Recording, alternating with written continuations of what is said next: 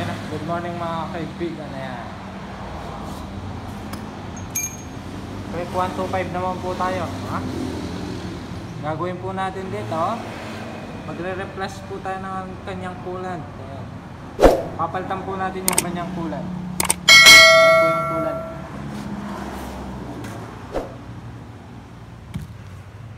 Bali, tatanggalin lang po natin dito. Ito yung cover ng radiator. Ha? Gamit po nating mga tools. Ito 10mm na socket. Ito pong 10mm na to ay sa ilalim. Doon sa ilalim nung block, para po ma-drain natin yung coolant doon. Tapos long nose po para sa mga clip ng kanyang hose, para po matanggal yung kanyang hose. Tapos po dito sa may radiator nya, meron po siyang drain dito sa ilalim. Ang gamit naman po doon, Allen na flower. So baklasin po muna natin, papakita ko sa inyo kung paano ba magpalit ng coolant nila. Okay. 300 pa rin, Igor. Okay. Please like and share na lang po sa ating video. Follow na rin po. Japan Motoworks po again.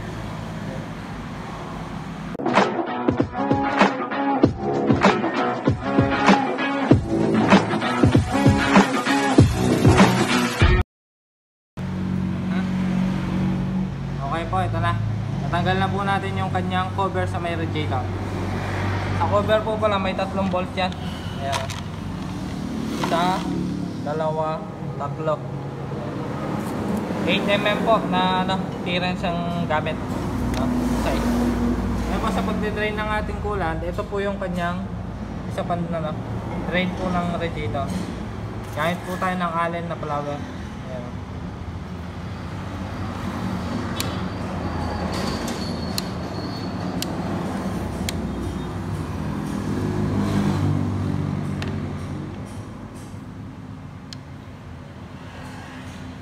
Dito po pala sa pagde-drain ng ating coolant, pag nabuksan po to, pag natanggal yun hindi po agad tutuloy yung coolant dyan. Kasi po, kailangan luwagan pa lang yung takip. Ito, yung takip nya, para po lumabas yung coolant dito. Okay, ganun po yung gawin nya. Pagkatanggal po nito, buksan nyo yung takip na radiator para po mabilis na tumulo yung coolant dyan. Okay? Update ko po kayo pag natanggal na natin.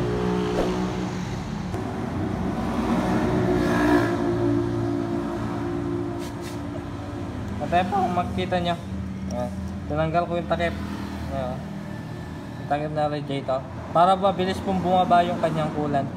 Kasi po pag nakatakip siya, hindi agad bababa yung kanyang coolant. Ayan. Ganyan lang po kadali mag-drain ng coolant.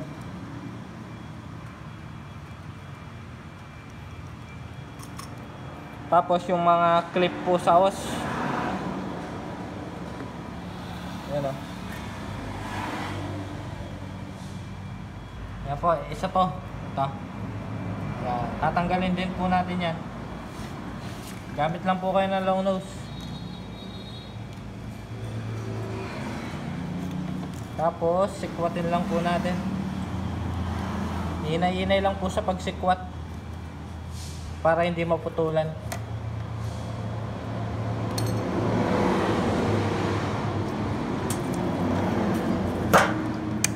Yun. Ito po mga masin niya.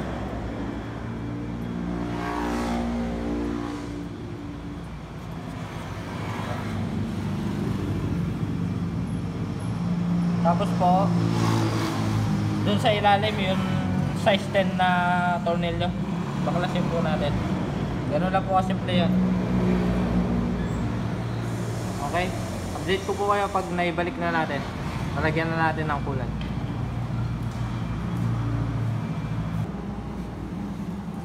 Ayan, update po Ito po yung sinasabi ko na 10mm po na tornilyo sa ilalim ng block. Yun po. Doon. Yan. Ito po ibabalik na natin. para malagyan na natin ng kulan. Yan po.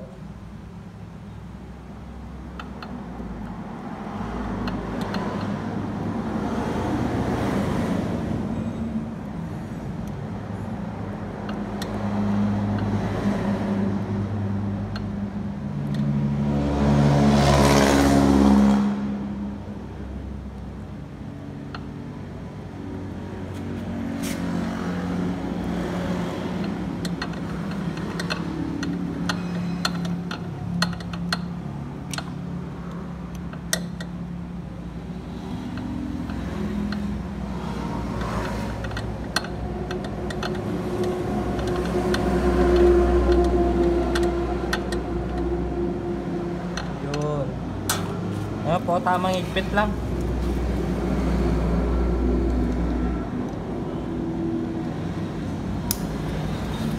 Tamang higpit lang po, huwag masyado. Para hindi tayo malastre, maputulan.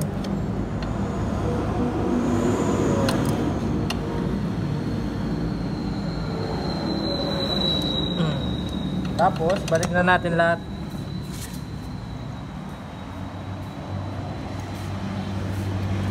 Balik na natin to.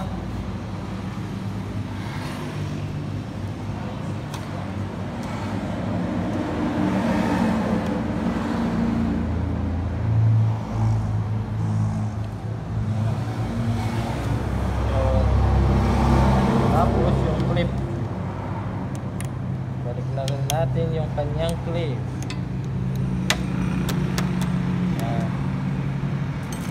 Yan po, ganoon lang kasimple po. Pupugalit ng kulan natin, tapos sarado na natin yung kanyang drain. Pa.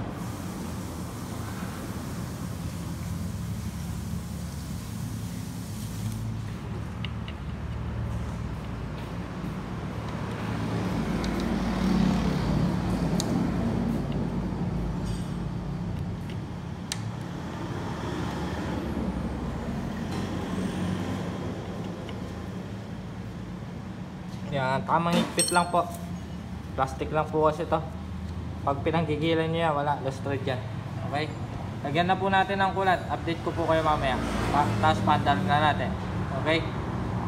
Like and share na lang po sa ating video. Follow na rin po. Japan Motorworks po. Click 1 to 5. Palit kulat.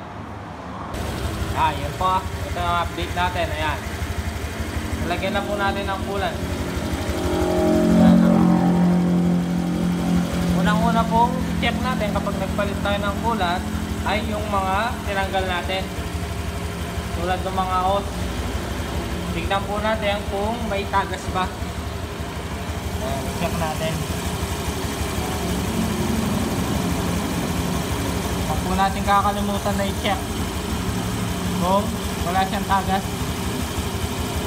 kasi po pag may tagas yan, sigurado ubos yung kulat yan. Mag-overheat po yung motor, hindi makapansin ni customer. Kaya check po natin mabuti pag nagpalit tayo ng kulat. Importante na wala siyang tagas. Okay?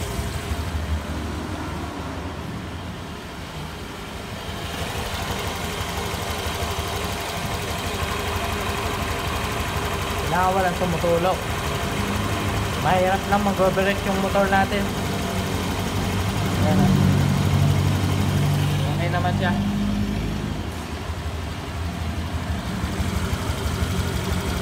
Ayan na. Natulat na. Okay, ganun lang po simple. Umaandar na po yan. Please like and share po ulit sa ating video. Follow lang po. Japan Motorworks po. Okay.